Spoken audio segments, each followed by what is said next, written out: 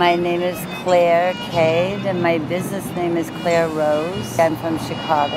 And my favorite thing is to go to India, to Jaipur, and shop for Jem.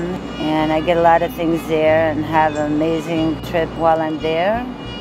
And I do custom orders. People come and look, and we design things together. Like my friend wants me to put these 3 pairs of earrings together and make something really full for... She's a singer on a stage, so we'll work together and make something. Or sometimes people have just a simple, they want to combine some charms together, or they have an idea of colors.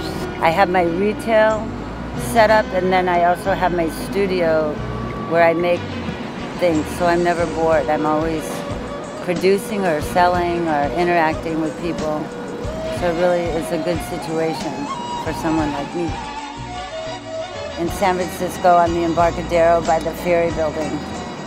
It's a wonderful place to spend so much time.